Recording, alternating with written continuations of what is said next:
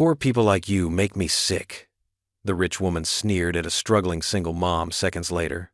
Her jaw dropped when the man on her arm was revealed to be the single mom's ex-husband and the father of her child. Before we get into the story, comment below where in the world you are watching from today. Emily Dawson wiped her sweaty palms on her wrinkled waitress uniform as she hurried through the gleaming doors of the Pine Valley Country Club. Her sensible shoes squeaked against the polished marble floor, drawing disapproving glances from the well-dressed patrons lounging in plush armchairs. She was already 10 minutes late for her second job of the day.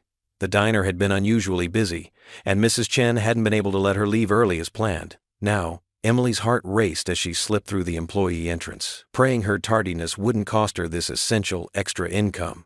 "You're late, Dawson," barked Jerry, the catering manager, thrusting a serving tray into her hands. "Table 6 needs water refills, and the hors d'oeuvres aren't going to serve themselves." Emily nodded quickly, fighting to catch her breath. "Sorry, I got held up at—" "Just go," Jerry cut her off with a wave of his hand. "And fix your hair. This isn't some greasy spoon diner." Cheeks burning, Emily tucked a loose strand of brown hair behind her ear and straightened her backbone. The weight of the water pitcher steadied her trembling hands as she moved between the elegantly set tables, filling crystal glasses with practiced efficiency.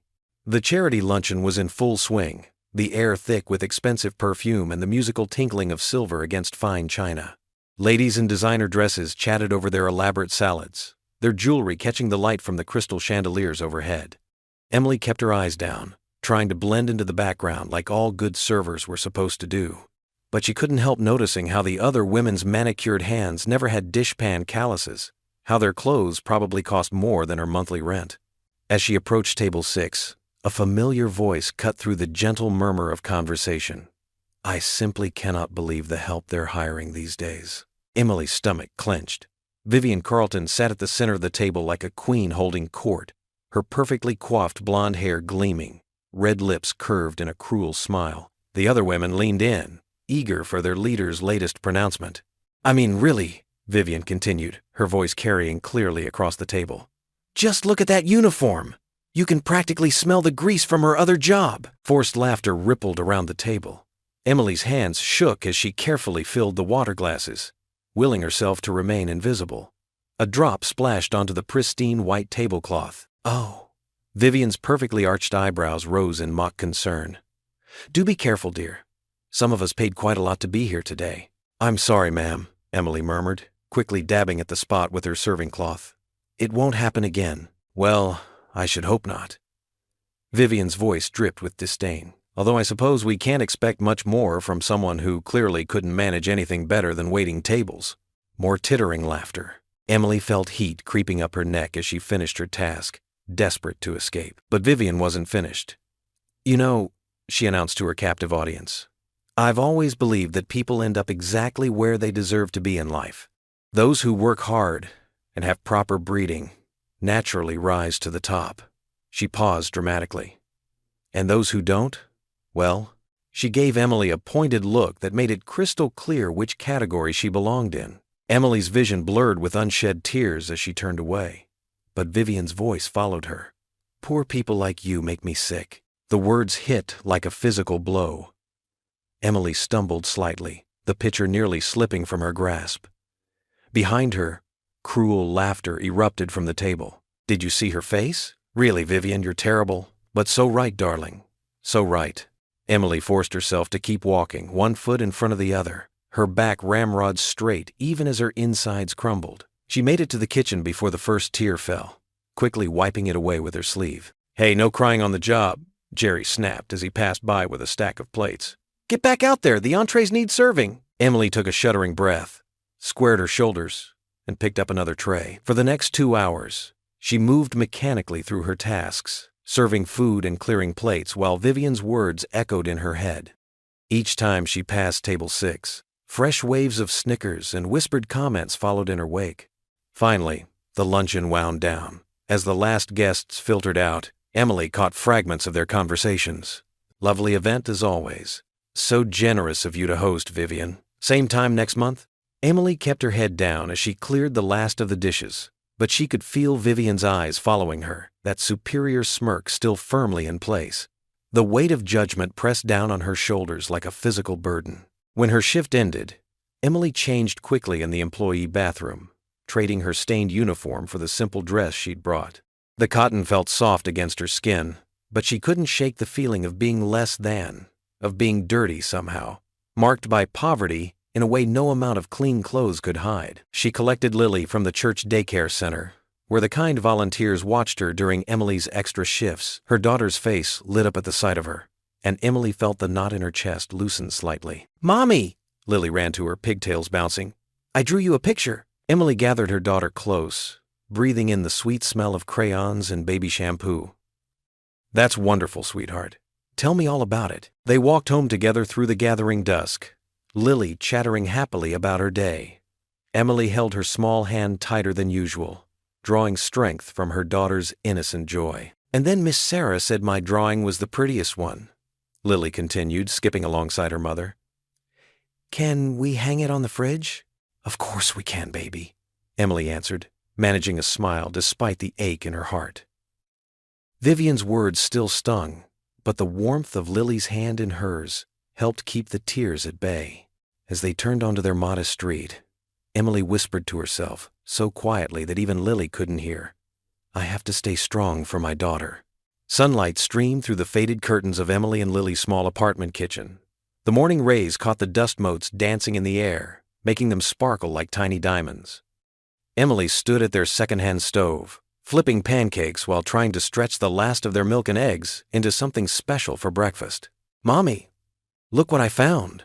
Lily's voice rang with excitement as she dumped her backpack onto their scratched kitchen table. Papers and folders tumbled out, along with a bright blue flyer that caught the morning light. Emily turned from the stove, a tired smile warming her face. After yesterday's humiliation at the country club, seeing her daughter's enthusiasm was like a healing balm. "What did you find, sweetheart?"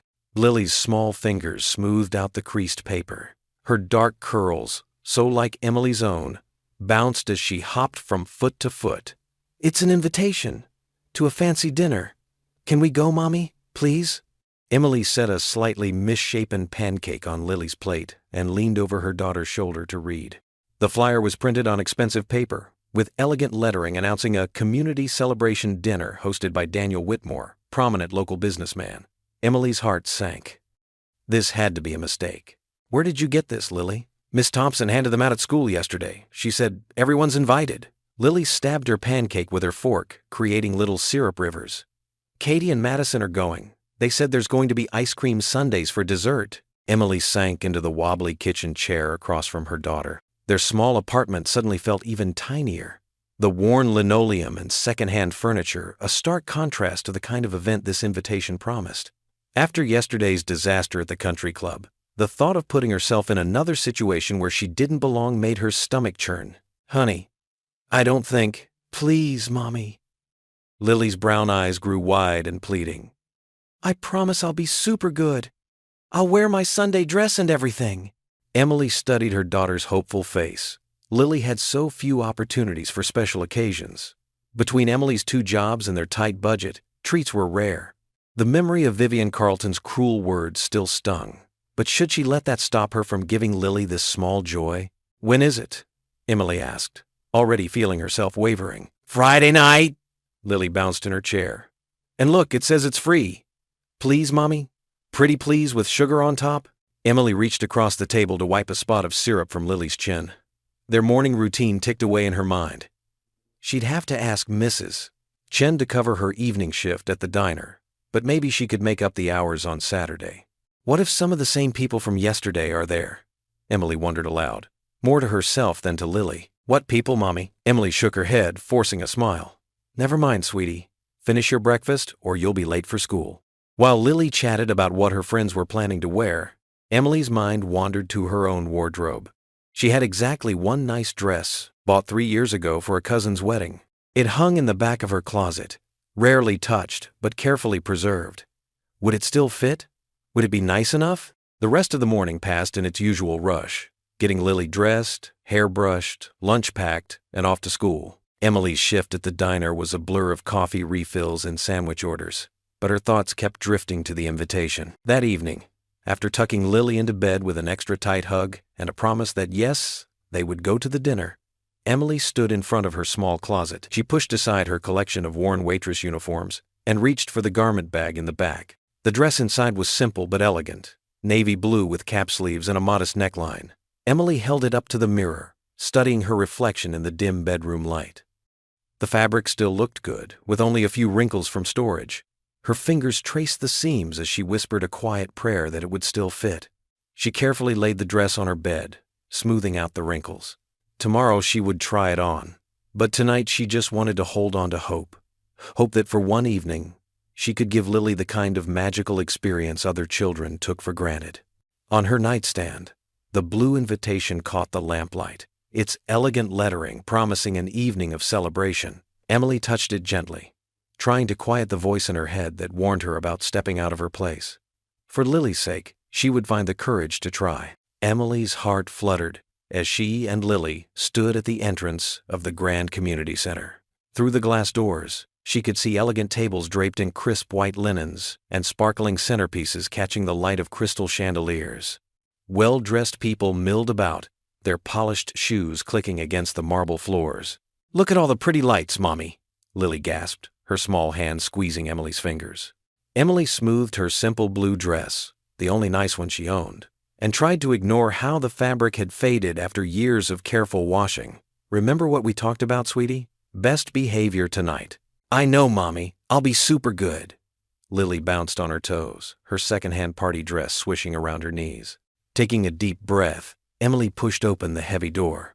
The blast of cool air carried the scent of expensive perfume and catered food. Several heads turned their way, eyebrows raised at these obvious outsiders. Emily felt her cheeks warm but lifted her chin. They had every right to be here. The invitation had come home in Lily's backpack, after all. "Name?" A woman at the check-in table peered at them over reading glasses. "Emily Dawson. And this is my daughter, Lily." Emily's voice came out smaller than she intended. The woman's perfectly manicured nail traced down a list. "Ah, yes, here you are, table 12. Emily guided Lily through the crowd, keeping her close as they navigated around clusters of laughing guests in designer clothes. Their table was near the back, which suited Emily fine. Maybe they could just blend into the background and, well, what an unexpected surprise. Emily's stomach dropped at that familiar voice. Vivian Carlton stood before them in a stunning red dress, her lips curved in a predatory smile. "I didn't realize the help was invited to dinner." Before Emily could respond, a deep male voice called out, "There you are, darling." The world seemed to tilt sideways as a man approached, wrapping his arm around Vivian's waist. Emily's knees went weak. Those same warm brown eyes, that crooked smile she'd once known so well. Daniel Whitmore, her ex-husband. The man who'd walked away when she told him she was pregnant. Daniel's smile froze as his gaze met hers. Recognition, shock, and something else flickered across his face. "Daniel?" Emily whispered, hardly able to breathe. Vivian's eyes narrowed, darting between them. "You two know each other?" Emily couldn't speak. The room felt too hot, too crowded. Memories crashed over her. Daniel packing his bags, saying he wasn't ready for a family, leaving her alone and terrified at 23. "Mommy?" Lily tugged at her dress. "Is that him?" "Lily, not now," Emily managed, trying to pull her daughter back. But Lily had already slipped away, moving closer to Daniel with the innocent curiosity only a child could possess. She reached out, her small fingers catching the sleeve of his expensive suit jacket. "Are you my daddy?" Lily's clear voice carried in the sudden hush that had fallen over their corner of the room. "Mommy has a picture of you in her drawer. She says you're my daddy." The silence spread like ripples in a pond as more people turned to stare. Daniel's face had gone pale, his eyes locked on Lily's upturned face, a face that held hints of his own features. Vivian's perfectly painted mouth opened in shock. "Daniel?" Her voice cracked. "What is she talking about?" Emily watched in horror as understanding dawned in Daniel's eyes. He took an unsteady step backward, bumping into a waiter who nearly dropped his tray of champagne glasses. "I? Emily?" Daniel's voice was hoarse. "Is she?" Vivian's expression transformed from confusion to fury. Her fingers clutched Daniel's arm so tightly her knuckles went white. "You were married to her?" The last word dripped with disdain. Emily couldn't breathe, couldn't think. The room spun with too many faces, too many whispers. Too many years of buried pain surfacing at once. Lily stood between them all, her small face crumpling as she sensed the tension. "Mommy?" Lily's lower lip trembled. "Did I say something wrong?" That broken question snapped Emily back to reality. Nothing else mattered. Not Daniel's shock, not Vivian's rage, not the dozens of wealthy strangers watching this drama unfold. Her daughter needed her. Emily lunged forward, scooping Lily into her arms. "No, baby, you didn't do anything wrong," she whispered fiercely. Without another word or backward glance, she turned and fled. Her sensible shoes squeaked against the polished floor as she rushed toward the exit, holding Lily close. "Mommy, why are we running?" Lily's voice quavered against her neck. "Shh, it's okay," Emily soothed, though her own heart was racing. She burst through the doors into the cool evening air, nearly stumbling down the steps in her haste. Behind her, she could hear raised voices, Vivian's shrill demands for explanation, the general murmur of shocked gossip, and maybe, just maybe, Daniel calling her name. But she didn't stop. Couldn't stop. She hurried down the sidewalk, her arms tightening around Lily as the first stars began to appear in the darkening sky. The catered dinner and crystal chandeliers faded behind them, but the weight of what had just happened pressed heavily on Emily's shoulders. Her careful, quiet life had just exploded in the worst possible way. And somewhere in that elegant room, the man who had abandoned them both was finally facing the daughter he'd never bothered to know. "I'm sorry, Mommy," Lily whispered, her arms wrapped trustingly around Emily's neck. Emily swallowed hard against the lump in her throat. "Don't be sorry, sweetheart. Don't ever be sorry for telling the truth."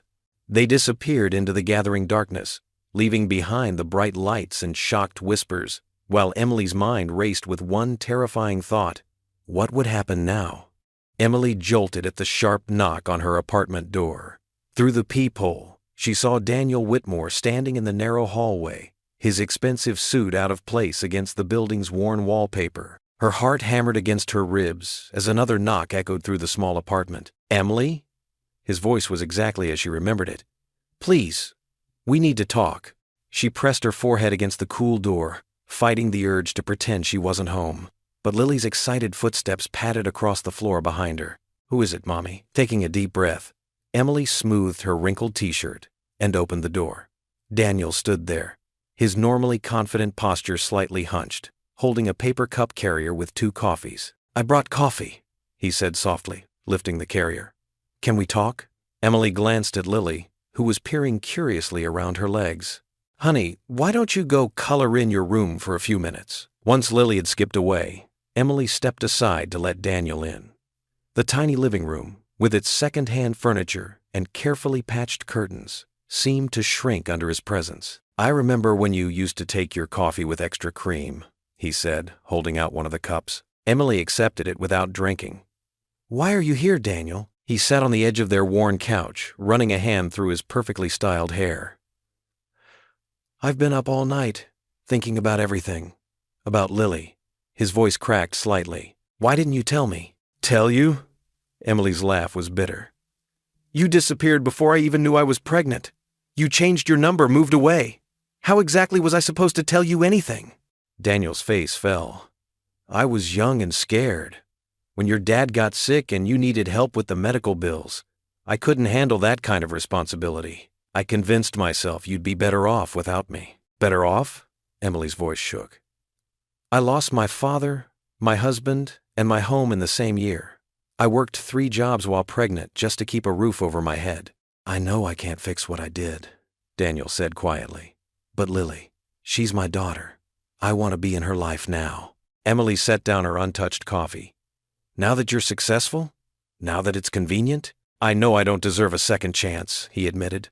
"But please, let me try to make things right, at least with her." Before Emily could respond, Lily poked her head around the corner. "Mommy, can I show him my drawings?" Emily saw the way Daniel's eyes lit up at the sight of their daughter, noticed how his hands trembled slightly as Lily approached with her folder of artwork. Despite her misgivings, she couldn't deny the genuine wonder in his expression as Lily showed him each crayon masterpiece. "These are amazing," he said, treating each picture with careful attention. "You're quite the artist." Lily beamed. "Do you want to see the park where I make chalk drawings? It's just down the street." Daniel looked at Emily, hope and uncertainty mixing in his expression. "Only if your mom says it's okay." Emily studied them both, her daughter's eager face and her ex-husband's pleading eyes. Every instinct told her to protect Lily from the pain of abandonment she knew too well. But denying her daughter a chance to know her father felt equally wrong. "You can take her to the park," Emily said finally. For an hour or two, Daniel's relief was palpable. "Thank you, Emily. But Daniel?" She met his gaze firmly. "Don't make promises you won't keep. She's not a business deal you can walk away from when things get difficult." While Lily ran to get her shoes, Daniel stood awkwardly in the middle of the room. "I know you have no reason to trust me, but I'm not the same person I was back then." Emily didn't respond, busying herself with helping Lily tie her shoes and reminding her about playground safety. She watched as they headed down the apartment steps together, Lily chattering excitedly while Daniel listened with rapt attention. Moving to the window, Emily saw them reach the small neighborhood park across the street. Daniel helped Lily onto a swing, carefully pushing her while she squealed with delight. The sound of her daughter's laughter floated up through the open window, pure and joyful. Emily pressed her hand against the glass, feeling the familiar ache in her chest. Anger at the years Daniel had missed, longing for the family they could have been, and fear of what his sudden reappearance might mean for their carefully balanced life. Below, Lily's pigtails flew through the air as she swung higher, her happiness obvious even from this distance, while Daniel stood steady behind her, keeping her safe as she soared. The evening shadows stretched long across Daniel Whitmore's pristine living room when Vivian Carlton burst through his front door. Her high heels clicked sharply against the marble floor as she stormed in, her perfectly coiffed hair slightly disheveled and her face flushed with anger. "How dare you!" She slammed her designer purse onto his glass coffee table. "How could you not tell me about them?" Daniel stood from his leather armchair, raising his hands in a placating gesture. "Vivian, please calm down. Let me explain." "Explain?" Her laugh was bitter and sharp. "Explain how you've been dating me for months while having a secret child with that waitress?" She spat the last word like it tasted foul in her mouth. "It's complicated," Daniel said, running a hand through his graying hair. "I didn't know Lily existed until tonight. Emily never told me she was pregnant when I left." Vivian's eyes narrowed dangerously. "Oh, so now you're defending her?" That little leech probably planned this whole thing. She paced the room, her silk dress swishing with each angry step. "Do you know how humiliated I was? Everyone at that dinner saw me standing there like a fool while that child called you Daddy. This isn't about you, Vivian." Daniel's voice hardened slightly. "There's an innocent little girl involved here." "Please," Vivian scoffed, moving to pour herself a drink from Daniel's crystal decanter. "That woman is clearly after your money. Why else would she show up at your community dinner? She's probably been planning this for months, teaching that child exactly what to say." "Emily's not like that," Daniel said quietly. "She's always been honest, sometimes brutally so." Vivian whirled around, crystal tumbler clutched tight in her manicured fingers. "And how would you know? You left her, remember? People change, Daniel. Especially when there's money involved." She took a long sip of the amber liquid. "That woman serves me coffee at the country club. She's nothing but a gold digger who got lucky." "That's enough." Daniel's voice was firm. "Whatever happened between Emily and me is in the past. But Lily is my daughter, and I need to do right by her now." "Oh, really?" Vivian's smile was cold. "And what about doing right by me? Your girlfriend? The woman you've been talking about building a future with?" She set down her glass with deliberate care. "I won't stand for this embarrassment, Daniel. That woman needs to be put back in her place." "Vivian, please." "No." She cut him off, her voice deadly quiet. "You don't understand what it's like to have your reputation threatened. I've worked too hard to maintain my standing in this community to let some waitress and her illegitimate child ruin everything." Daniel stepped closer, reaching for her arm. "You're overreacting." "Nobody thinks." She jerked away from his touch. "I saw the looks. I heard the whispers. Do you know what Margaret Wellington said to me as I was leaving? She asked if I knew I was dating a man who abandoned his pregnant girlfriend." Vivian's voice cracked slightly. "Me, Vivian Carlton, the chairwoman of 3 charity boards, reduced to gossip fodder because of your past mistakes." "This isn't about social standing," Daniel insisted. This is about my daughter." "Your daughter?" Vivian laughed bitterly. "A child you didn't even know existed until tonight? Please, Daniel, don't be naive." She collected her purse, straightening her shoulders. "That woman is manipulating you, but I won't let her succeed. Some people need to be reminded of their proper place in society." "What are you planning, Vivian?" She paused at the door, her smile cold and calculated.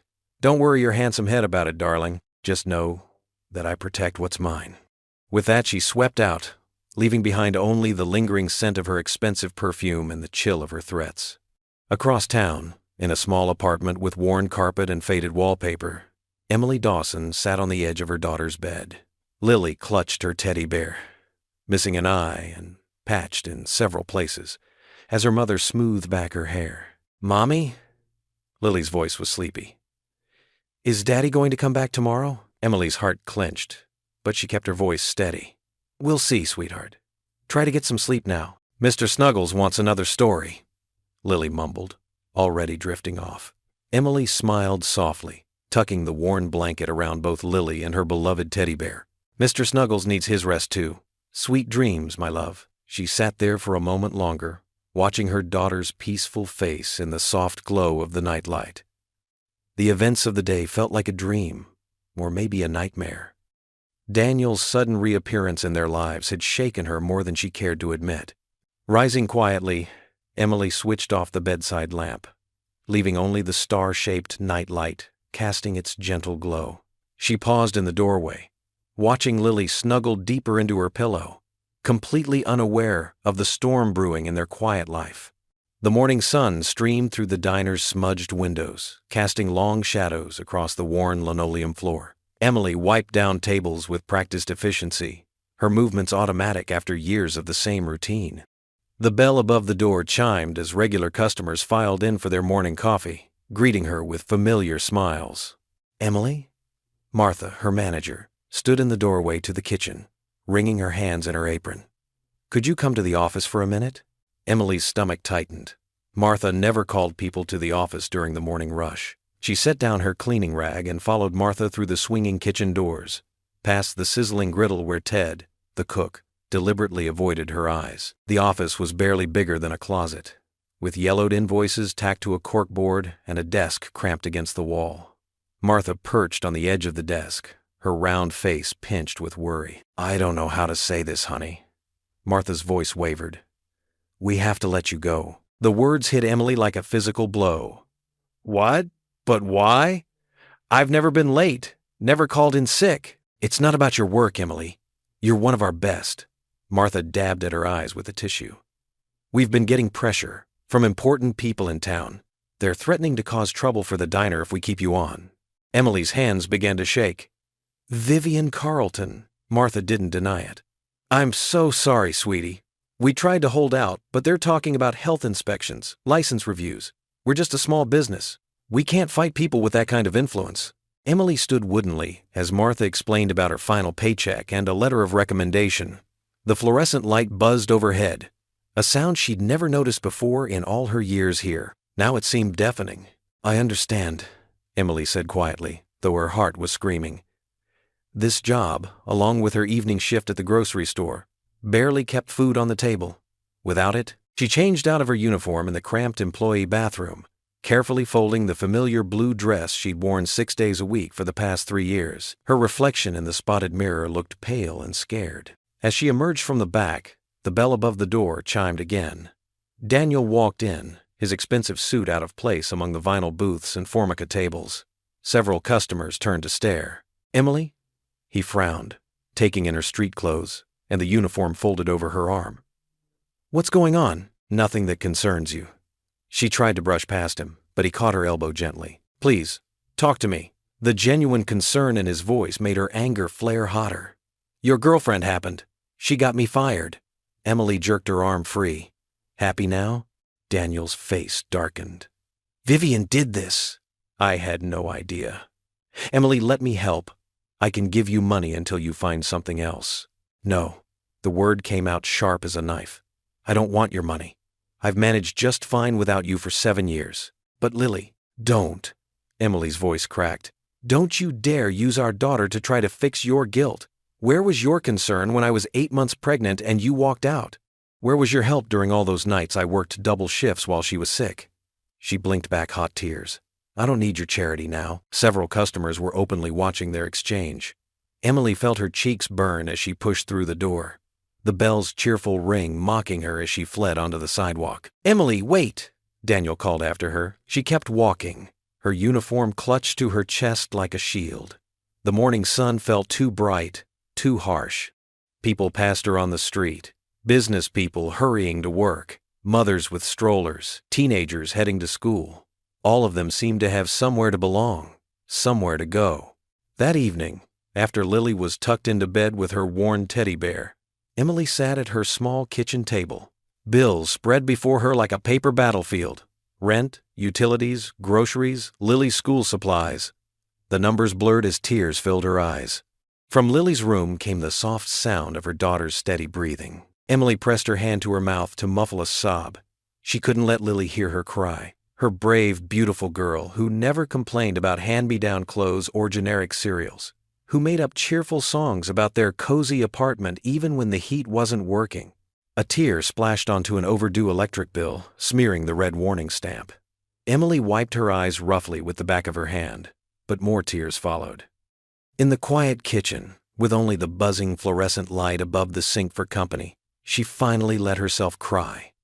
For the job she'd lost, for the dignity that had been stripped away, for the uncertain future that stretched before her. But most of all, she cried for the little girl sleeping peacefully in the next room, who deserved so much more than what her mother could give her. Emily noticed the change immediately as she walked Lily to school that morning. Mrs. Peterson, who usually waved cheerfully from her front porch, quickly ducked inside her house when they passed. The crossing guard, who always had a kind word, suddenly found his shoes fascinating. The whispers followed them like shadows. Emily tried to hold her head high, but each hushed conversation and sideways glance felt like tiny needles pricking her skin. At the school gate, she saw Sarah Mills, one of the PTA moms she used to chat with, gathering with other mothers. As Emily approached, their conversation died, replaced by meaningful looks and poorly concealed sneers. "Good morning," Emily said, forcing a smile. The women turned away, forming a tight circle that excluded her. One muttered something that made the others laugh, unkindly. Emily's cheeks burned, but she kept her composure as she knelt to hug Lily goodbye. "Have a wonderful day, sweetheart," she whispered, straightening Lily's backpack straps. "Remember, Mommy loves you more than anything." Lily skipped off toward her classroom, pigtails bouncing. Emily watched until her daughter disappeared through the doors, then began her lonely walk home. The weight of judgment pressed down on her shoulders with each step. Later that afternoon, Emily waited at the school gate as children poured out. Her heart clenched when she spotted Lily, head down, walking slowly. No skip in her step, no bright smile lighting up her face. "Baby, what's wrong?" Emily asked, reaching for her daughter's hand. Lily pulled away, bottom lip trembling. "I want to go home." They walked in silence, Lily dragging her feet. Once inside their small apartment, the little girl dropped her backpack and burst into tears. "They said mean things, Mommy," Lily sobbed, finally letting Emily hold her. "Katie and Madison told everyone you're trash. They said we're poor and dirty and don't belong here." Emily's throat tightened as she gathered Lily into her arms, feeling her daughter's small body shake with sobs. They sank onto their worn couch together, and Emily rocked Lily gently, like she used to when she was a baby. "Listen to me, sweetie," Emily said, her voice soft but firm. "Those words they said, they're just words from people who don't know any better. They don't know how hard you work at school, or how kind you are to everyone, or how you help Mrs. Jenkins carry her groceries every Saturday." Lily hiccuped, her tear-stained face pressed against Emily's shoulder. "But why do they hate us, Mommy?" The innocent question broke Emily's heart. She pulled back slightly, wiping Lily's cheeks with her thumbs. "They don't hate us, baby. Sometimes people say mean things because they're hurting inside, or because they've been told wrong things by others. But that doesn't make it right." Emily looked into her daughter's eyes, so much like her own. "What matters is who we are in here." She placed her hand over Lily's heart. "And you, Lily Dawson, have the most beautiful heart I know." Lily's lip quivered, Really? Really and truly. Emily managed to smile. Remember what we always say? We're stronger together, Lily whispered, a ghost of a smile appearing. That's right, and nothing anyone says can change that. Emily hugged her close again. How about we make some hot chocolate and you can help me bake cookies? While Lily stirred the hot chocolate, Emily's mind raced. She knew exactly who was behind the rumors. Vivian Carlton's fingerprints were all over this cruel campaign. First, the job at the diner. Now this systematic isolation. Each move calculated to break them down. That evening, after sharing cookies and stories, after bath time and bedtime stories, after tucking Lily in with extra kisses and promises of better tomorrows, Emily finally allowed herself to crumble. She knelt beside her bed, clasping her hands so tight her knuckles turned white. Tears she'd held back all day flowed freely now. Please, she whispered into the darkness. I don't ask for much. I don't need money or status or any of those things. But please, give me the strength to protect my daughter. Show me how to shield her from this cruelty. Guide me, Lord. I'm so lost, and I'm so tired of fighting alone. Her prayer continued in silence, just her heart crying out for help.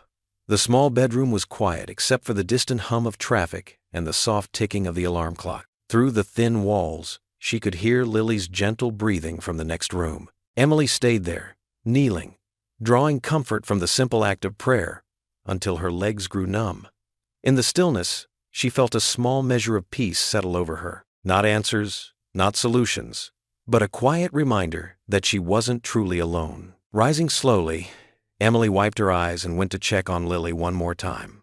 Her daughter slept peacefully, clutching her worn teddy bear, face still bearing traces of dried tears. Emily tucked the blanket more securely around her and placed a gentle kiss on her forehead. I promise, she whispered. I won't let them hurt you anymore. In the soft glow of Lily's nightlight, Emily made her silent vow. She might not have money or influence, but she had something stronger, a mother's love and determination to protect her child. Whatever Vivian Carlton had planned next, Emily would face it. For Lily, she would find the strength to stand tall against any storm. Emily pushed her cart down the grocery store aisle, carefully comparing prices on generic brands. Every penny counted now that she'd lost her diner job. The fluorescent lights buzzed overhead as she placed a bag of store-brand flour into her cart, mentally calculating the remaining dollars in her weekly budget. Emily Dawson, is that really you? The warm, familiar voice made Emily turn. There stood Margaret Whitmore, looking exactly as Emily remembered her. Elegant silver hair, kind eyes, and that gentle smile that had once made Emily feel like part of the family. Daniel's mother hadn't changed a bit in 7 years. Emily's hands tightened on the shopping cart handle. Mrs. Whitmore, hello! She tried to keep her voice steady, unsure what reception to expect. The Whitmores were, after all, part of the wealthy social circle that had been making her life difficult lately. But Margaret's eyes welled with tears as she stepped forward. Oh, my dear girl. Without hesitation, she wrapped Emily in a tight hug. I've thought about you so often. The unexpected warmth of the embrace made Emily's carefully maintained composure crack. She found herself hugging Margaret back, breathing in the familiar scent of Chanel No. 5 that brought back memories of Sunday dinners and holiday gatherings from what felt like another lifetime. Margaret pulled back, keeping her hands on Emily's shoulders. I heard what happened at the community dinner. That must have been quite a shock for everyone. She shook her head. And now I'm hearing awful rumors around town. I want you to know I don't believe a word of them. Thank you, Emily whispered, touched by the support. It's been challenging. Daniel told me he's trying to make amends, Margaret said, her expression growing serious. But I want to make my own apology. I should have reached out when he left you. I was so angry with him, I let that cloud my judgment. I abandoned you too, and I'm deeply sorry for that. Emily blinked back tears, overwhelmed by the sincere regret in Margaret's voice. You don't need to apologize. It wasn't your fault. Yes, I do. Margaret squeezed Emily's hand. And I want to make it right. How are you managing? Really? The genuine concern in her former mother-in-law's voice broke through Emily's usual brave front. I lost my job at the diner. I'm picking up odd jobs, but it's hard. Lily. Her voice caught. She's such a bright, happy child. She doesn't deserve any of this. Lily. Margaret's face softened. I have a granddaughter. I can hardly believe it. Would you tell me about her? Emily found herself smiling despite everything. She's amazing, smart and kind. She loves to help me bake. Bake? Margaret's eyes lit up. Oh, you're baking? I still dream about those apple pies you used to make. No one could match your pie crust. Emily felt her cheeks warm at the praise. I still bake when I can afford the ingredients. Lily loves helping me in the kitchen. You always had such a gift. Margaret's expression turned thoughtful. Have you ever considered turning it into a business? Emily gave a small laugh. I've dreamed about it, having my own little bakery someday. But that takes money, equipment. Start small, Margaret encouraged. From home. I remember how the church ladies used to fight over your cinnamon rolls at bake sales. People would pay good money for those. I don't know. Emily hesitated. With everything going on, listen to me, Emily. Margaret's voice was firm but gentle. You are stronger than you know. Don't let anyone make you forget that. Use your talents. Build something of your own. They talked for several more minutes, Margaret insisting on adding Emily's phone number to her contacts. As they parted, Margaret pressed something into Emily's hand. $100 bill. Mrs. Whitmore, I can't. You can and you will, Margaret said firmly. Consider it seed money for ingredients. I expect to be your first customer. Later that night, after Lily was asleep, Emily stood in her small kitchen. She looked at the fresh ingredients spread across the counter. Butter, eggs, the good cinnamon she usually couldn't afford. The $100 bill had bought more than just baking supplies. It had bought possibility. Her hands moved with practiced ease as she mixed dough, her mind drifting to memories of learning these recipes in her grandmother's kitchen. The familiar motions were soothing, like a form of meditation. As she kneaded the soft dough, she felt some of her anxiety melting away. The kitchen slowly filled with the warm, sweet scent of yeast and cinnamon as she rolled out the dough, sprinkled the filling, and carefully shaped the rolls. While they rose, she cleaned every surface until it gleamed, finding comfort in the routine. The clock on the wall ticked past midnight as Emily pulled the final batch from the oven. Golden brown swirls of cinnamon and sugar, perfectly baked. The apartment was filled with an aroma that reminded her of better days, and now, maybe, of better days to come. She wrapped one roll in a napkin and sat at her small kitchen table, taking a moment to savor the fruits of her labor. Each bite tasted like possibility, like hope. The morning sun filtered through the stained glass windows of First Community Church, casting rainbow patterns across Emily's hands as she arranged homemade cinnamon rolls and apple pies on the folding table. Her heart thumped against her ribs. The monthly community bake sale had always been a church tradition, but this was her first time participating as a seller rather than a buyer. Mommy, they look so pretty. Lily bounced on her toes beside the table, her small hand reaching for a sticky roll before Emily gently caught it. Not yet, sweetie. These are for selling. Emily straightened the checkered cloth covering the table, then readjusted it again.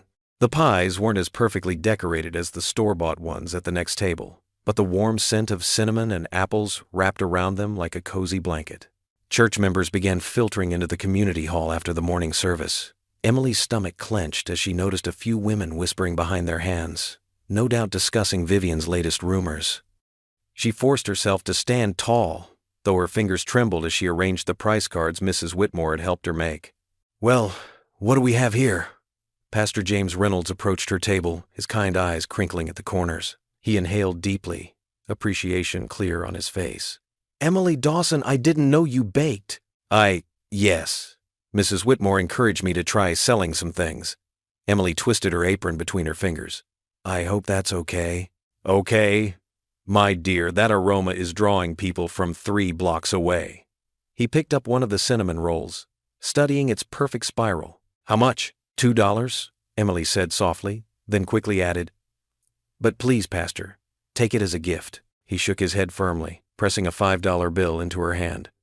I insist on paying, and I'll take 2 more for coffee hour next week. Before Emily could respond, several other church members crowded around her table.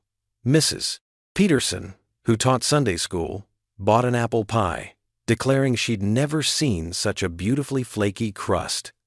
Mr. Martinez from the choir purchased half a dozen cinnamon rolls for his grandchildren. "These are absolutely heavenly," Mrs. Peterson announced loudly between bites of pie. "Emily, do you take special orders?" Emily blinked in surprise. I could, I suppose." "Wonderful. My daughter's baby shower is next month. Could you make 3 pies and some of these divine rolls?" "My boy's birthday is coming up too," Mr. Martinez added. "He'd love these." Lily tugged on Emily's sleeve, beaming. "See, Mommy, I told you everyone would love your baking." Pastor Reynolds cleared his throat, drawing everyone's attention. "Emily, have you considered starting a small business? Many states have cottage food laws that allow home-based baking enterprises." "Oh, I couldn't possibly," Emily started, but the pastor continued. "You clearly have a gift. And I happen to know several members of our congregation who run successful home businesses. They'd be happy to guide you through the process." Mrs. Peterson nodded enthusiastically. "My sister-in-law does it in Michigan. Makes a good living too." Emily's mind whirled with possibilities. She thought of her empty calendar where her diner shifts used to be, of the bills piling up on her kitchen counter. "I wouldn't even know where to begin." "Begin right here," Pastor Reynolds said firmly. "Start small. Build a customer base through the church community. We support our own here." More customers approached the table, and Emily found herself scribbling down orders on the back of her grocery list. Lily helped by carefully counting out change, her face glowing with pride every time someone praised her mother's baking. As the crowd thinned, Emily stared at her nearly empty table in disbelief. Only 1 pie remained, and every single cinnamon roll was gone. Her apron pocket felt heavy with cash, and her notepad was filled with orders for the coming weeks. "Time to head home, sweetie," Emily said to Lily, carefully packing up her remaining supplies. She pulled out an envelope from her bag and began counting the money with trembling fingers. The total made her eyes water, more than she'd make in 2 shifts at the diner. The late afternoon sun warmed their backs as they walked home, hand in hand. Lily skipped every few steps, humming a Sunday school song.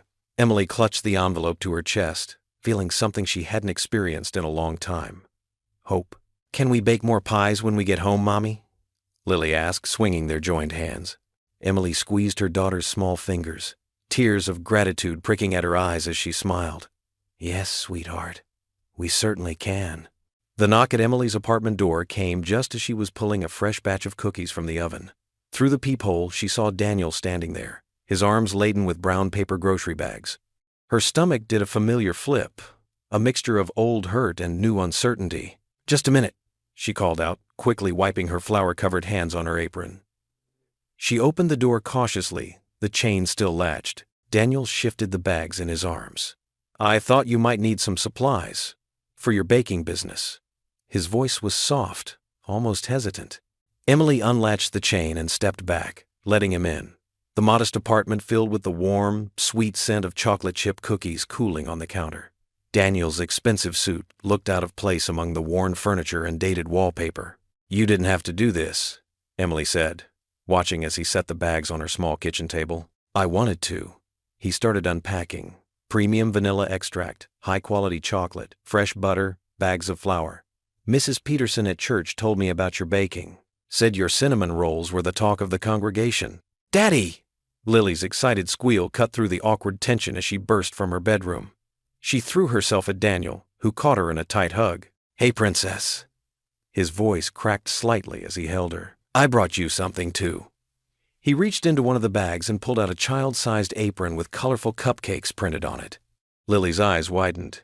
"Can I help Mommy bake now?" "If it's okay with your mom," Daniel said, looking at Emily questioningly. Emily nodded, unable to completely suppress her smile at Lily's joy. "Go wash your hands first, sweetie." As Lily skipped off to the bathroom, Daniel's expression grew serious. "Emily, I need to talk to you about something." She braced herself, crossing her arms. "About Vivian?" He ran a hand through his hair, a nervous gesture she remembered from their marriage. "She's not happy about me spending time here.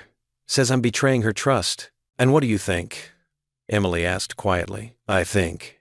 He paused, choosing his words carefully. "I think I've already betrayed enough people in my life. I left you when you needed me most. I abandoned my own daughter before she was even born. I can't keep running from my responsibilities." "Responsibilities?" Emily's voice sharpened. Is that all we are to you?" "No." Daniel stepped forward, then caught himself. "No, that's not what I meant. You and Lily, your family. I know I don't deserve a second chance, but I want to make things right." Lily bounded back into the kitchen, her hands still damp from washing. "Can we make cookies now?" Emily watched as Daniel helped Lily tie on her new apron, his hands gentle as he adjusted the straps.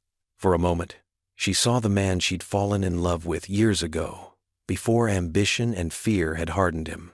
Over the next few hours, they fell into an unexpected rhythm. Daniel measured ingredients while Emily showed Lily how to properly cream butter and sugar. The kitchen filled with laughter as Lily managed to get flour in her hair and on Daniel's expensive suit. "You're a natural princess," Daniel said, watching Lily carefully drop spoonfuls of dough onto the baking sheet. "Just like her mother," Emily added softly, remembering countless Sunday afternoons spent baking with her own mom. As the evening wore on, Emily found herself relaxing slightly. Daniel helped clean up without being asked, showed genuine interest in Lily's school stories, and even offered practical suggestions for growing her baking business. "It's getting late," Emily finally said, noticing Lily trying to hide her yawns. "Can Daddy tuck me in?" Lily asked, her eyes pleading. Emily hesitated, then nodded. "Go brush your teeth first." While Lily was in the bathroom, Daniel turned to Emily. "Thank you for letting me stay. I know it's not easy having me here." "It's not," she agreed. "But Lily adores you. And you?" Emily met his gaze steadily. "I'm still trying to figure that out." Lily's call of "ready" saved Emily from having to say more. She followed Daniel to Lily's room, hanging back in the doorway as he sat on the edge of the small bed. "Sweet dreams, princess," he whispered, tucking the worn blanket around Lily's shoulders. Then, his voice thick with emotion, "I'm so sorry I wasn't here before. I miss so much." Lily reached up to touch his cheek, where tears had started to fall. "It's okay, Daddy. You're here now." From her spot in the doorway, Emily felt her own eyes growing wet. The scene before her stirred up complicated emotions, anger at the years of absence, fear of trusting again, and underneath it all, a dangerous flicker of hope. She watched Daniel kiss Lily's forehead, his shoulders shaking slightly with suppressed sobs, and found herself wondering if people really could change. But Vivian's shadow still loomed large, and Emily knew this moment of peace was fragile. As she stood in the doorway, watching father and daughter together, her heart felt pulled in opposing directions, wanting to believe in second chances while remembering the pain of first betrayals. The church basement buzzed with excitement as volunteers transformed the humble space into a cheerful community fundraiser. Emily arranged her display table with trembling hands, carefully positioning her homemade treats on borrowed cake stands. The aroma of fresh-baked cookies, pies, and cinnamon rolls filled the air. "Mommy, can I put the little signs up?" Lily asked, clutching handwritten cards that listed the prices. Emily smiled, smoothing her daughter's hair. "Of course, sweetheart. Just like we practiced." Mrs. Henderson from the choir hurried over, her eyes wide. "Emily, dear, those apple pies smell divine. Save one for me before they're all gone." More church members gathered around her table, pointing and whispering appreciatively. Emily felt her cheeks warm at their attention. This was different from serving at the diner. Here, people looked her in the eye, spoke to her with genuine warmth. $2 for these enormous cookies?" Mrs. Patterson exclaimed. "Emily, you're practically giving them away. I'll take a dozen." As the fundraiser officially opened, a steady stream of people approached her table. Emily found herself wrapping treats, making change, and accepting compliments with growing confidence. Her corner of the basement became the busiest spot in the room. "Your mother's quite the baker," she overheard someone say to Lily, who was proudly helping arrange cookie boxes. "She's the best," Lily beamed. "She bakes with love. That's her secret ingredient." Emily's heart swelled. For years, she'd felt invisible in this town, just another struggling single mom. But now people were seeing her, really seeing her, and appreciating what she could do. The door opened, letting in a burst of autumn air along with Daniel. He paused, taking in the scene, then made his way through the crowd to their table. His eyes sparkled with pride as he watched Emily confidently handle the growing line of customers. "Daddy!" Lily ran to him, and he scooped her up effortlessly. "There's my girl." Daniel's voice carried across the room.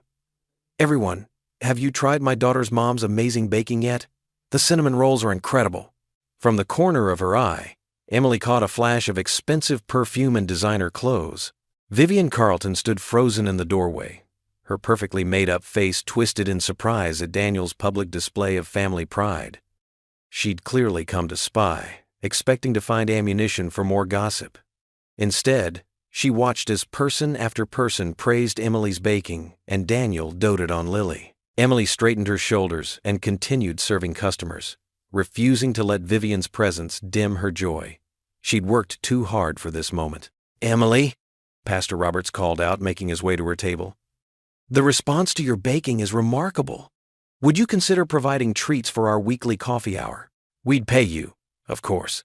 "I'd be honored," Emily replied, her voice steady and sure. More orders came in. For birthday parties, wedding showers, even the mayor's wife wanted Emily's pies for her next garden club meeting.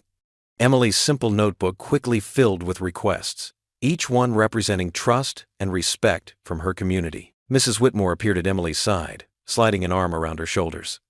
"I always knew you had this gift," she said softly. "I'm so proud of you, dear." Lily wiggled down from Daniel's arms and rushed back to help her mother, her little face glowing with happiness. Emily pulled her daughter close, breathing in the sweet scent of her hair. Around them, the church buzzed with warmth and appreciation. For her baking, yes, but more than that, for her perseverance, her dignity, her love for her daughter. "Thank you, Jesus," Emily whispered, holding Lily tight as church members continued to praise her hard work. In this moment, surrounded by support and pride, she felt truly seen and valued for the first time in years. "Mom," Lily whispered, "you're crying." Emily touched her cheek, finding happy tears there. "Sometimes joy just spills over, sweetheart." Pastor Roberts raised his voice over the crowd. "Let's hear it for Emily Dawson, everyone. Her talents are truly a blessing to our community." The basement erupted in applause. Emily hugged Lily closer as their church family showered them with love and encouragement. Looking around at the smiling faces, Emily realized she'd found something precious, not just success, but belonging. Vivian had already slipped away, unseen in the celebration, but Emily barely noticed. This moment wasn't about proving anything to anyone. It was about standing tall in her own strength, surrounded by her daughter's love and her community's support.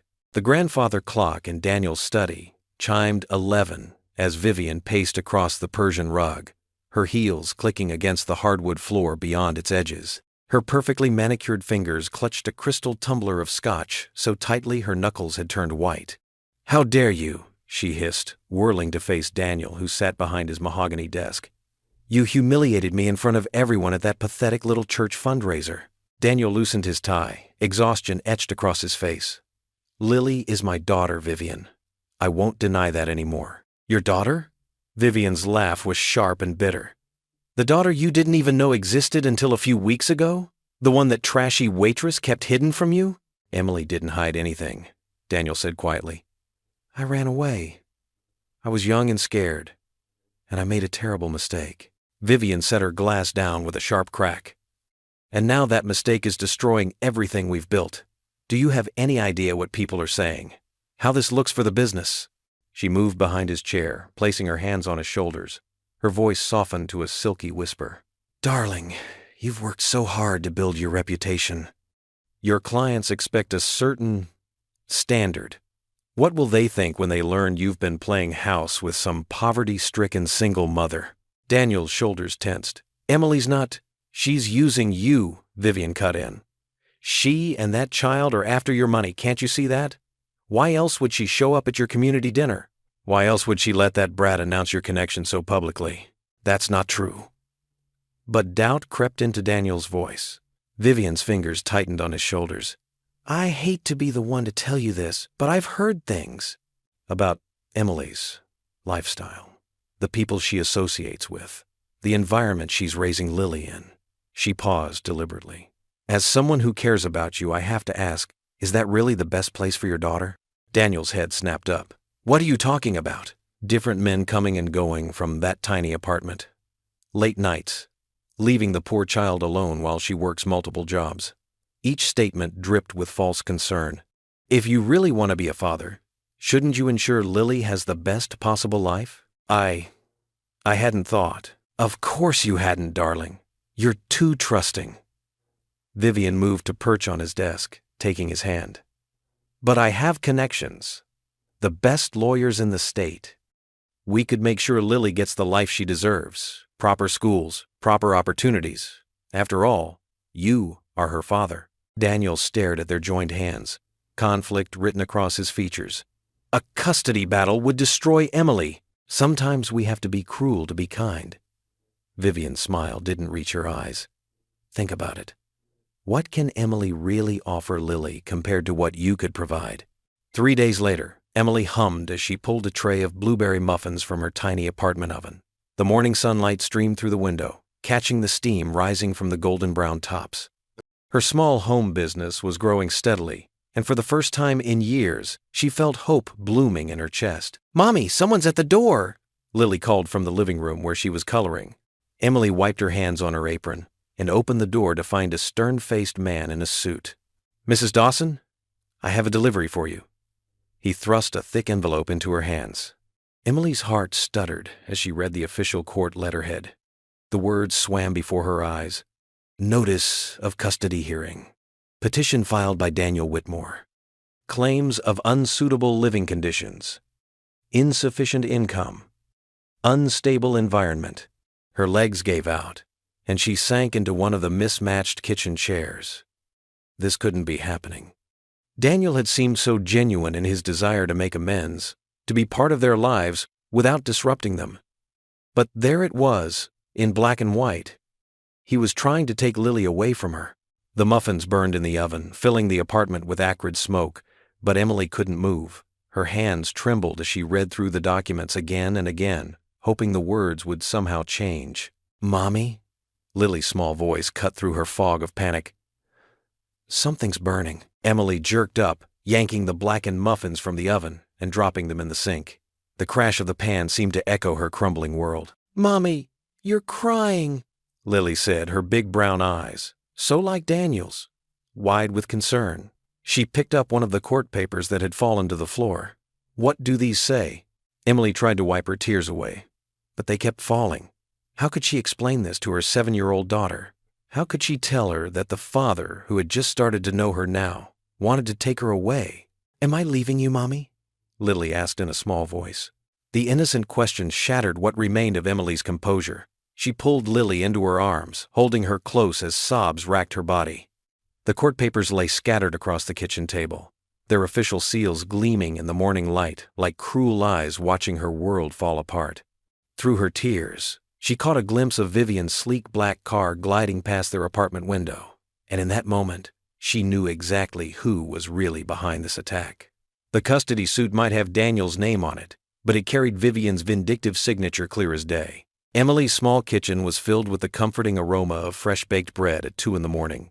Dark circles shadowed her eyes as she kneaded another batch of dough, her movements mechanical. Legal papers were spread across the kitchen table, dusted with flour that had drifted through the air. "Order for the James family. 2 loaves of sourdough," she mumbled to herself, checking her notebook. "Mrs. Peterson's cinnamon rolls for tomorrow morning." Her hands trembled slightly as she shaped the dough. The court summons lay at the edge of the table, its official letterhead seeming to mock her.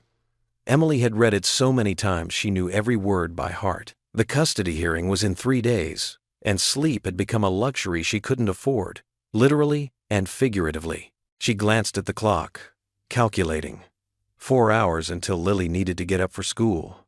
3 hours until her first delivery. The schedule was brutal, but the orders kept coming, and she needed every penny for the lawyer she could barely afford. A floorboard creaked behind her. Emily turned to find Lily standing in her pink pajamas, clutching her teddy bear. "Mommy, I had a bad dream." Lily's voice was small and scared. Emily quickly wiped her hands on her apron and knelt to hug her daughter. "Oh, sweetie, come here." Lily buried her face in Emily's shoulder. "Jenny at school said I might have to go live with Daddy and that mean lady." Emily's heart clenched. She pulled back to look into Lily's eyes, brushing a strand of hair from her daughter's face. "Listen to me, baby. No matter what anyone says, you are my precious girl. God gave you to me to love and protect. But what if the judge makes me go away? Lily's bottom lip trembled. Emily guided Lily to sit at the kitchen table, pushing aside the legal papers. She poured a small glass of milk and cut a still warm slice of bread, spreading it with honey, their special midnight snack. "Remember what we read in your children's Bible?" Emily asked, watching Lily take a small bite. "About David, when he was scared of Goliath?" Lily nodded, a few crumbs falling onto her pajama top. "He trusted God to help him."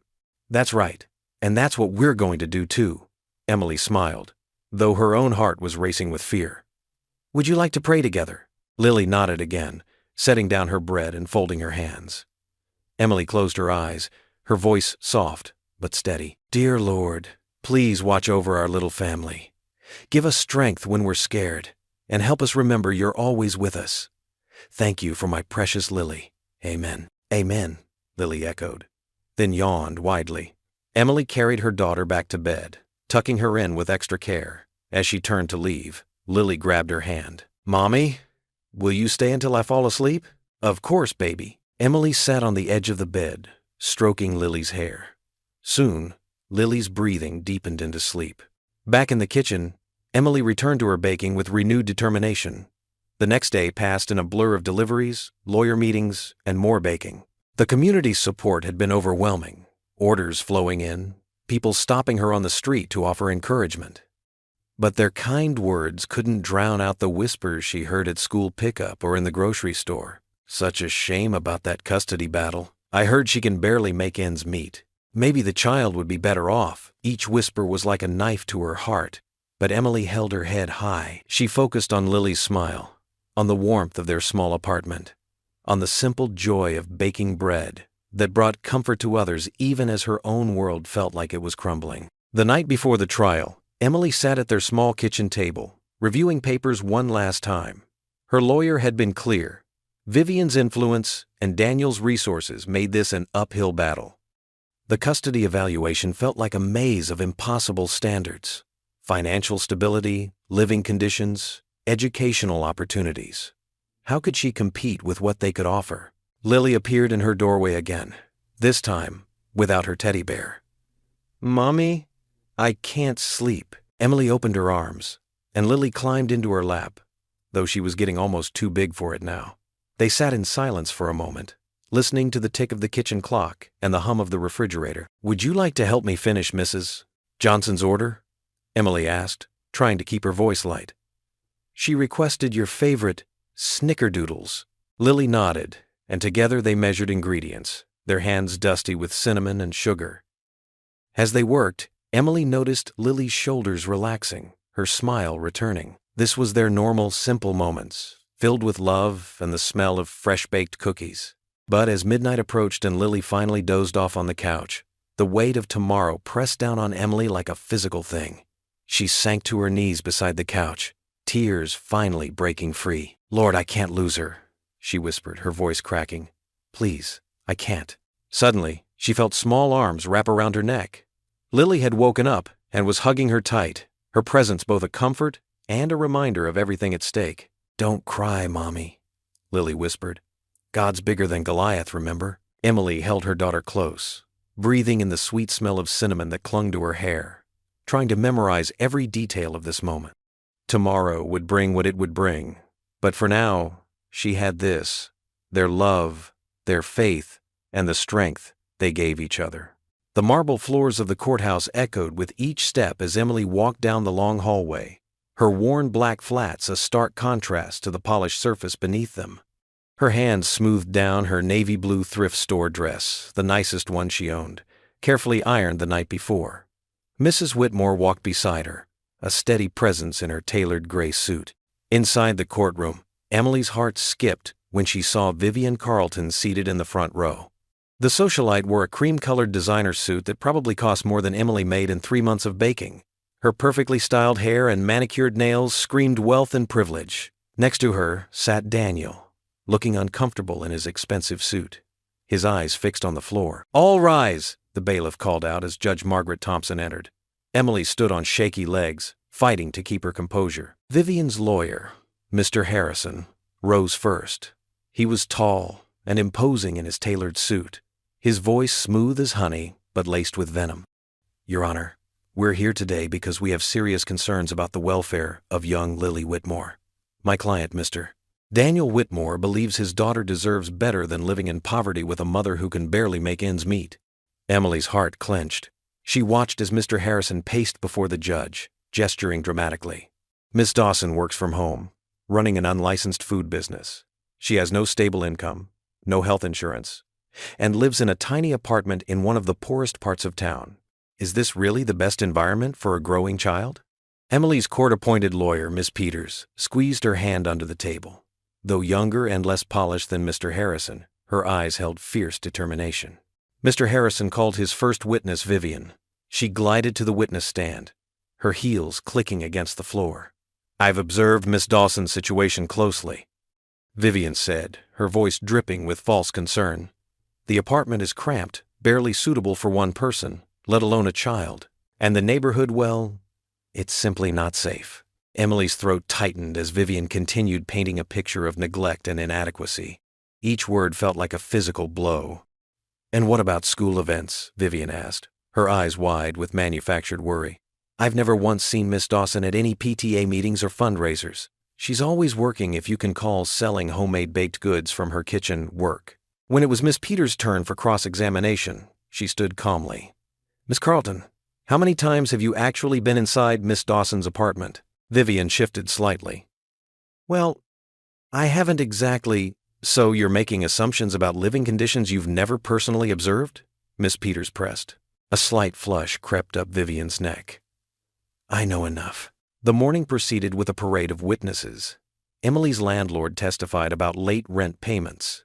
The principal from Lily's school mentioned Emily's absence at some school functions, though he had to admit under cross-examination that Lily was a well-adjusted, happy student with good grades. Finally, it was time for Emily's witnesses. Pastor Roberts from her church was the first to take the stand. His kind face and gentle demeanor brought the first hint of comfort Emily had felt all morning.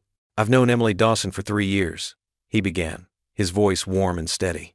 Every Sunday she's there with Lily, both of them dressed neatly, though I know Emily often works late Saturday nights. She volunteers at our food bank whenever she can, even though she herself has struggled to make ends meet. The pastor leaned forward, his eyes sincere. But what impresses me most is not just Emily's hard work, it's the way she mothers Lily. That child is surrounded by love, stability, and strong values. Yes, their apartment is small, but it's clean and filled with books, art projects, and most importantly, laughter. Next came Mrs. Johnson, Lily's Sunday school teacher. Lily is one of my brightest students, she testified. She always has her lessons prepared, arrives clean and well-fed, and shows such kindness to other children. That speaks volumes about her home life and her mother's care. Throughout the testimony, Emily noticed Daniel's posture changing. He sat straighter, his eyes now fixed on the witnesses instead of the floor. When Mrs. Martinez from the apartment complex took the stand, Emily saw him lean forward slightly. I live next door to Emily and Lily, Mrs. Martinez said. Many nights I hear them praying together before bed. Emily helps Lily with homework every afternoon. When my own daughter was sick last winter, Emily brought us homemade soup, even though I know she had very little to spare. As the morning wore on, more neighbors and church members testified to Emily's character, her dedication as a mother, and the warm, loving home she created for Lily despite limited means. Each one painted a picture not of poverty, but of richness in all the ways that truly mattered. Emily caught glimpses of Daniel's face throughout the proceedings.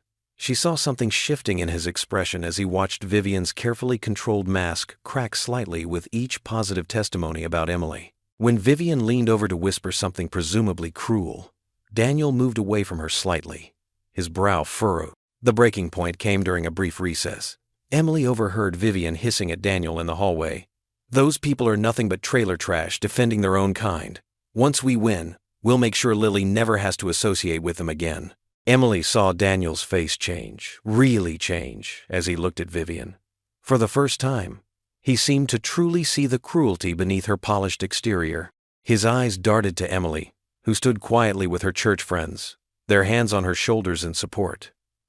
The contrast couldn't have been clearer. Back in the courtroom, Emily sat straight-backed in her worn dress, holding on to her dignity even as her heart raced. She felt Vivian's cold stare but focused instead on the warmth of her supporters behind her. Daniel sat alone now, having moved to a different row, his eyes constantly moving between Emily's quiet strength and Vivian's barely concealed contempt. The morning sun streamed through the tall courthouse windows, casting long shadows across the worn wooden benches. Emily sat quietly in her faded blue dress, her hands folded in her lap, while Vivian swept in wearing a cream-colored designer suit that probably cost more than Emily made in 3 months. The judge, a stern-faced woman with silver-streaked hair, called the court to order. "Mrs. Carleton, please take the stand." Vivian strode to the witness box with perfect posture, her heels clicking against the floor. She settled into the chair with practiced grace, smoothing her skirt and offering a practiced smile. Emily's court-appointed lawyer, a kind-faced man named Mr. Roberts, approached the stand. "Mrs. Carleton, could you explain why you believe Miss Dawson is an unfit mother?" "Gladly."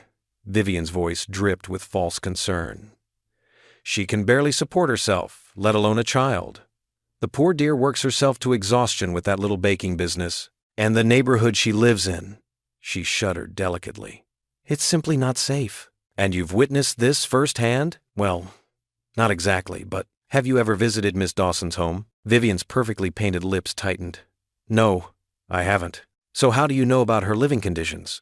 "Everyone knows about that part of town," Vivian snapped, her composure cracking slightly. Mr. Roberts pulled out a stack of papers. "I have statements here from Miss Dawson's neighbors, her pastor, and several local business owners. They all describe her as hardworking, devoted to her daughter, and an active community member." "How do you explain these testimonies?" Vivian's face flushed. "They're just being nice. They don't want to speak ill of her." "Like you did at the country club charity luncheon?" Mr. Roberts asked quietly. "When you publicly humiliated Miss Dawson in front of dozens of witnesses? That's taken out of context."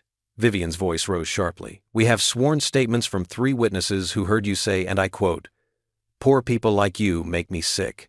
Mr. Roberts looked at his notes. "Is that showing concern for Lily's welfare, or personal animosity toward Miss Dawson?" Vivian's carefully constructed mask began to slip. "She trapped Daniel. She's using that child to get his money." A murmur ran through the courtroom. The judge rapped her gavel. "Mrs. Carleton, control yourself." "She's nothing but a gold digger." Vivian's voice turned shrill. "She doesn't deserve Daniel's attention. I won't let her ruin everything." Daniel, who had been sitting silently at the defendant's table, suddenly stood up. "Your Honor, I need to speak." The judge studied him for a moment, then nodded. "Approach the bench, Mr. Whitmore." Daniel walked forward, his expensive suit unable to hide the slump in his shoulders. He glanced at Emily, then looked directly at the judge. "I need to tell the truth. This custody suit was Vivian's idea. She pressured me into it, threatened my business relationships if I didn't comply." Vivian's face went white. "Daniel, don't you dare!" "Be quiet, Mrs. Carleton," the judge ordered sharply. Daniel took a deep breath. "The truth is, I abandoned Emily when she was pregnant. I was young, scared, and selfish. I ran away from my responsibilities." His voice cracked. "Emily raised Lily alone, worked multiple jobs, never asked me for a penny. She's an amazing mother who has sacrificed everything for our daughter." Tears rolled down Emily's cheeks as she listened. Beside her, Mrs. Whitmore squeezed her hand. "I've watched Emily these past few weeks," Daniel continued. "She works so hard with her baking business. The community loves her. Lily is happy, well cared for, and surrounded by people who support them both." He turned to face Vivian. "This lawsuit isn't about Lily's welfare. It's about revenge, because Vivian couldn't stand finding out about my past." Vivian leaped to her feet. "He's lying. I only wanted what's best for her." "Mrs. Carleton!" The judge's voice cut through the air like a whip. "Sit down immediately, or I will have you removed from this courtroom." Whispers rippled through the gallery as Vivian sank back into her chair, her face mottled with rage and humiliation. The judge turned to Emily's lawyer. "Mr. Roberts, do you have any other questions for Mrs. Carleton?" "No, Your Honor. I believe Mrs. Carleton has made things quite clear." Emily sat very still, her hands clasped together so tightly her knuckles were white. She closed her eyes, her lips moving in silent prayer as hope began to bloom in her heart. The morning sun seemed brighter now, warming her face like a gentle blessing. The courtroom fell silent as Judge Marion cleared her throat, adjusting her reading glasses. Emily's heart pounded so hard she could barely breathe. Beside her, Mrs. Whitmore squeezed her hand, while Lily fidgeted nervously in her chair between them. Having reviewed all evidence and testimony presented before this court, Judge Marion began, her voice steady and clear, I find the plaintiff's case not only without merit but disturbing in its apparent malicious intent.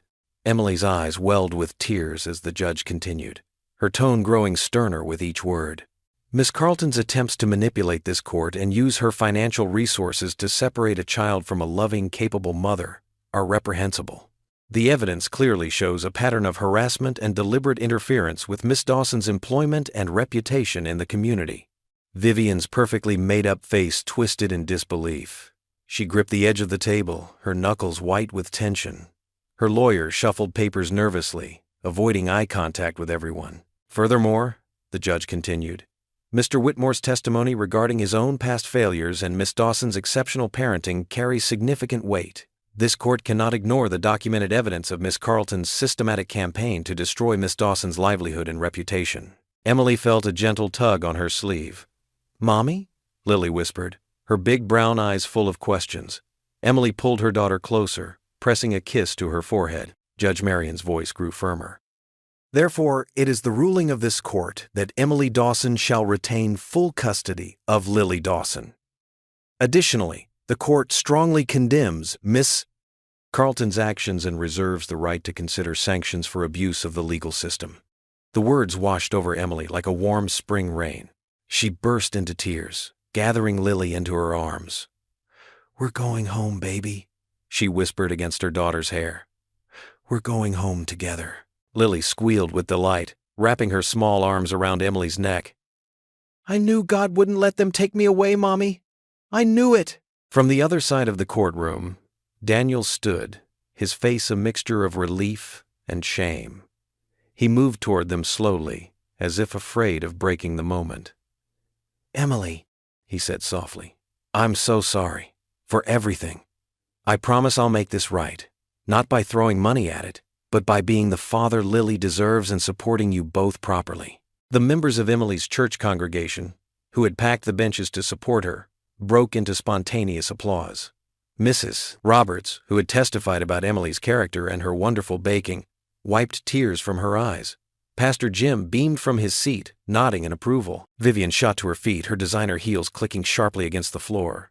This is absolutely ridiculous, she spat. Do you have any idea who I am? I'll appeal this decision. Miss Carleton, Judge Marion interrupted sharply. I suggest you exit my courtroom before you give me reason to hold you in contempt. Vivian's face flushed an angry red. She snatched her expensive purse from the table and stormed toward the door, her lawyer trailing behind her like a dejected puppy. The heavy wooden doors slammed behind them, the sound echoing through the courtroom. Emily stood shakily, still holding Lily close. Mrs. Whitmore wrapped them both in a warm embrace. I always knew you were strong enough, she whispered to Emily. Now, everyone else knows it too. The courthouse supporters gathered around them, offering hugs and congratulations. Pastor Jim stepped forward, his kind face beaming. The church's kitchen is always open for your baking business, Emily. God has blessed you with both talent and perseverance. Daniel hung back, watching the scene with mixed emotions playing across his face. When the crowd parted slightly, he approached Emily again. I'd like to be part of Lily's life, he said quietly. On your terms, of course. I know I have to earn that trust back. Emily looked at him thoughtfully, then down at Lily, who was practically bouncing with excitement. We'll take it one day at a time, she said finally, starting with honest conversations and regular visits. Lily tugged at both their hands. Can we get ice cream to celebrate? The tension broke as everyone laughed. Emily squeezed her daughter's hand, marveling at how children could make even the most complicated situations simple. As they prepared to leave, Emily's church friends formed an impromptu honor guard along the aisle. Mrs. Roberts started clapping first, and soon the whole courtroom filled with applause. Emily felt her cheeks flush with emotion as she walked down the aisle, holding Lily's hand tightly. Hold your head high, honey, Mrs. Whitmore called from behind them. You've earned this moment. Emily and Lily paused at the courthouse doors, turning to wave at their supporters. The sunlight streaming through the windows caught Lily's smile, making it sparkle like hope itself. As mother and daughter pushed through the heavy doors together, the applause followed them out into the bright afternoon, a celebration of love's victory over pride and power. The sight of Vivian's expensive car peeling out of the parking lot barely registered with Emily. Her world had narrowed to the feeling of Lily's small hand in hers, and the knowledge that they would face whatever came next together. Sometimes, she realized, the greatest wealth wasn't in a bank account but in the love of a child, and the support of a community that believed in you. Sunlight streamed through the kitchen window of Emily's apartment, catching the dancing flour particles in the air as she kneaded dough on her small counter. The sweet scent of cinnamon and vanilla filled every corner of their modest home. 3 weeks had passed since the courthouse victory, and her little bakery business, Emily's Heavenly Treats, was flourishing beyond her wildest dreams. "Mommy, can I help sprinkle the sugar?" Lily bounced on her toes beside the counter, her dark curls tied back in a neat ponytail. Emily smiled, dusting flour off her hands onto her apron. "Of course, sweetie. Just remember what we talked about. Light touches like fairy dust," Lily finished, carefully taking the small shaker of cinnamon sugar mixture. The kitchen timer chimed, and Emily pulled out another batch of her famous cinnamon rolls from the oven. The church had helped her upgrade to a double oven last week, allowing her to keep up with the growing orders. Pastor Mike's wife had even set up a Facebook page for her business, and the orders kept pouring in. A gentle knock at the door made them both look up. "Come in," Emily called out, knowing who it would be. Daniel stepped inside, carrying a box of fresh strawberries.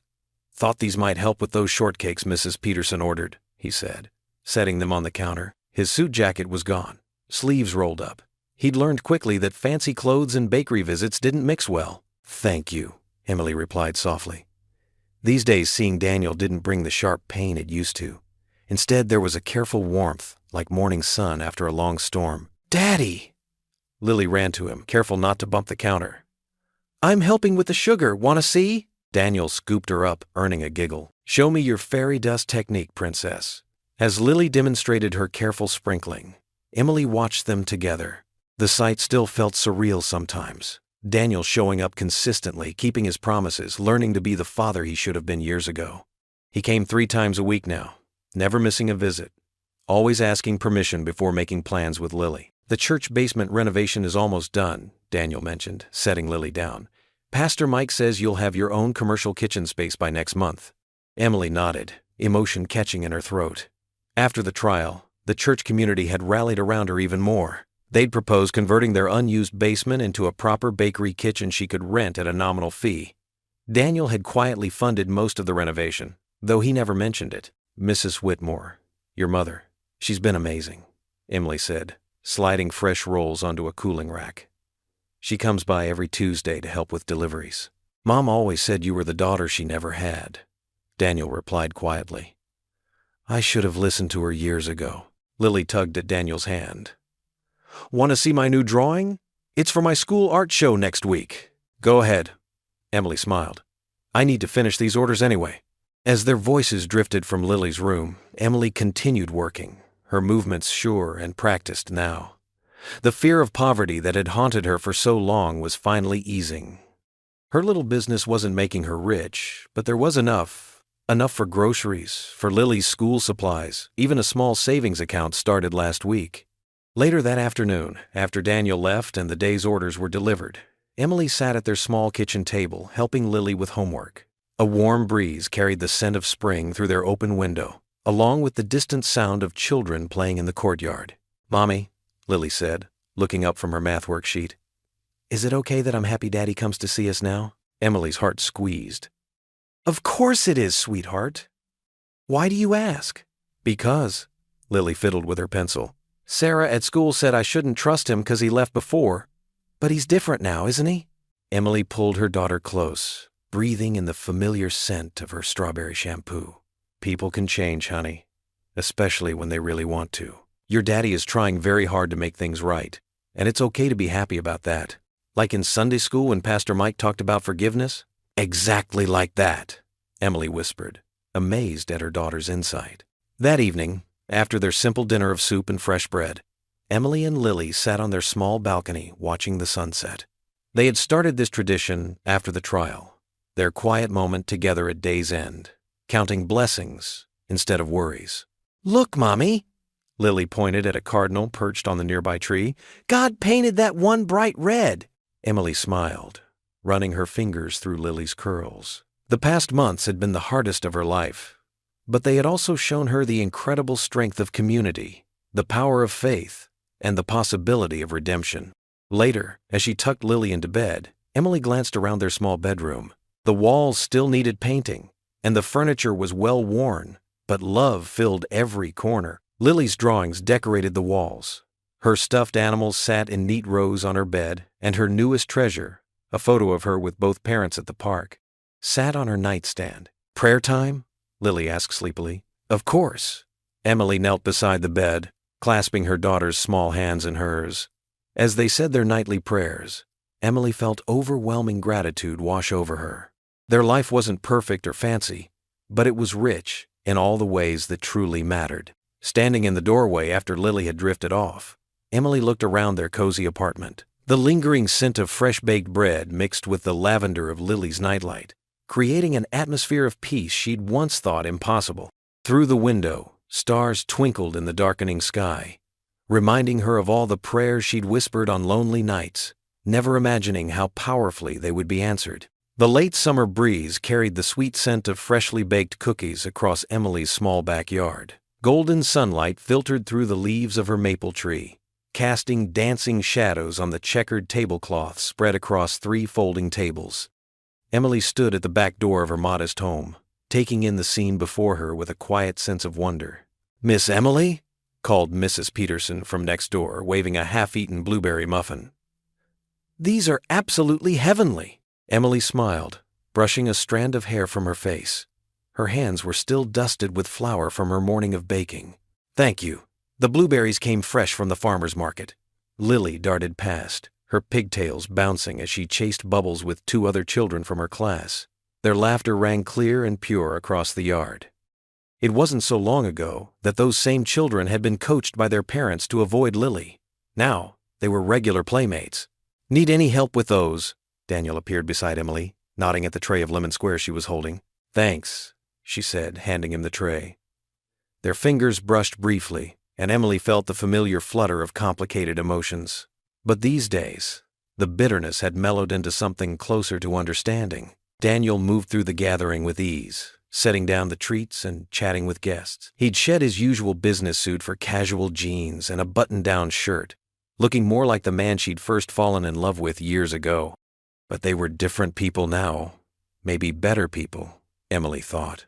"The turnout is wonderful," said Mrs. Whitmore, Daniel's mother, joining Emily at the refreshment table. She'd become a regular fixture in their lives, making up for lost time with Lily and offering Emily the maternal support she'd long missed. "I never imagined." Emily's voice caught slightly. "I mean, after everything with Vivian and the trial." Mrs. Whitmore squeezed her arm. "You showed this town what real strength looks like, dear. Not with money or influence, but with grace and perseverance." Emily watched as Pastor Mike from her church shared a joke with her elderly neighbor, Mr. Thompson. The same people who had once whispered behind her back now filled her yard with warmth and friendship. Her small home-based bakery had grown enough to provide a comfortable living, and orders came in steadily from all over town. "Mommy!" Lily called out, running over with flushed cheeks. "Can we have more cookies, please?" Emily laughed, reaching for the plate of chocolate chip cookies. "Just one more, sweetheart. Save room for dinner." Daniel approached, carrying a stack of paper plates. "Speaking of dinner, I think we should start setting up the rest of the food. The burgers are almost ready." They worked together seamlessly, moving around each other as they arranged dishes brought by guests. Emily couldn't help but notice how natural it felt. Not the awkward dance of former spouses, but the comfortable rhythm of 2 people who had found their footing as parents and friends. "Remember when you used to be afraid to serve your baking to anyone?" Daniel asked quietly as they worked. "Now look at you." Emily paused, remembering those days of doubt and fear. "I had good people believing in me when I couldn't believe in myself."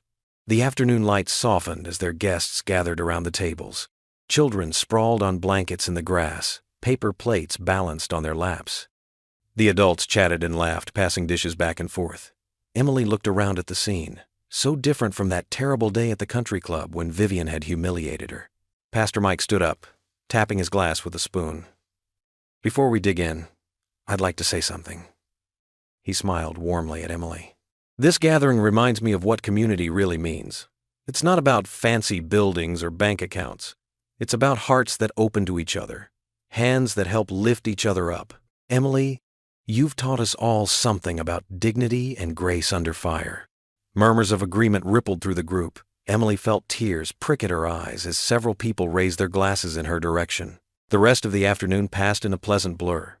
As the sun began its descent, casting long shadows across the yard, guests began to say their goodbyes. Daniel stayed to help clean up, working alongside Emily as they folded tables and gathered plates. "You've built something beautiful here," he said, looking around the yard.